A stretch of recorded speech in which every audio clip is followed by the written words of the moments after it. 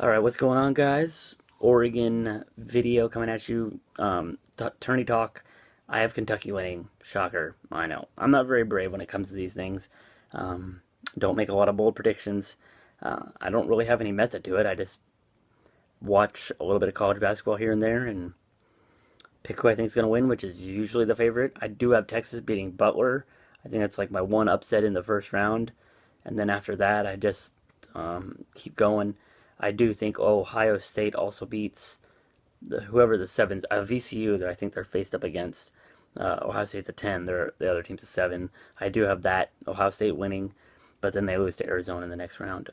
Arizona, I've seen them up close and personal in the Pac-12 3 times, and 3 times they beat us down, manhandled us in basketball, manhandled us.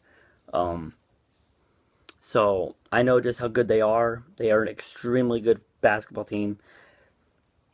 So anybody who has to play them, good luck. I know my team can't beat them. Oregon, I think, can beat Oklahoma State. Um, they should beat Oklahoma State for that matter, in my opinion.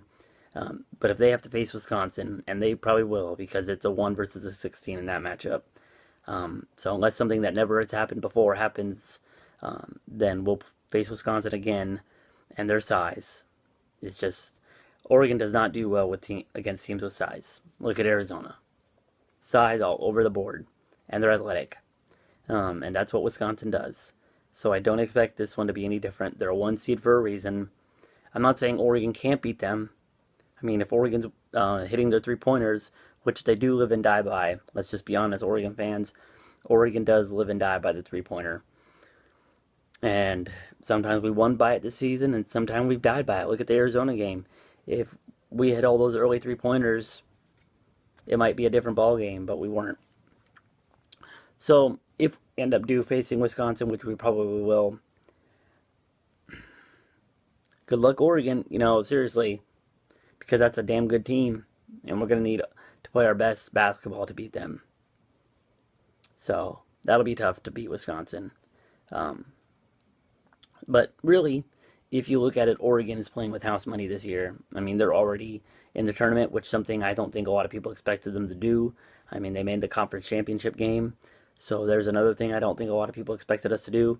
So really, in my opinion, if we do win one and get eliminated by the number 1 seed, can you call that a failure with what happened in the offseason and what people were expecting? I won't. It's like the Oregon football team next year. If we lose 2 games, we lost a Heisman Trophy winner. There's going to be a little bit of a turnaround. You know, it's going to happen. So shit happens, but yet if Oregon's football team next year goes out and loses a game, say to Michigan State in non-conference early on the road, and yet wins the conference and gets to a playoff ball game, then they overachieved. And Oregon fans might see it differently, but I know the nation's looking at Oregon as a non-factor because of no Marcus Mariota, and I know a lot of people who don't like FSU or have to play FSU next year are looking at them as a non-factor because of no Jameis Winston, and this we'll find out. I mean, we'll find out real fast how good Oregon and FSU are next year without their star quarterbacks. So just wait and see. But if you're sitting there and you have Oregon on your schedule and you're like, oh, well, they don't have Marcus Mariota, think differently. That's all I'm going to tell you. I think this team is going to come out a lot more motivated next year to prove it wasn't just Marcus. And I mean, that it's going to be hard to prove because Vernon Adams isn't going to get a lot of time with the team. He's coming here in June. He's going to have fall camp, and that's it to get ready to maybe be the starter. And maybe we do have to go with Jeff Locke or Morgan Mahalik. But I say Vernon Adams is our starter. And until proven differently, that's who I want to see lead my team down the field. This kid's a stud.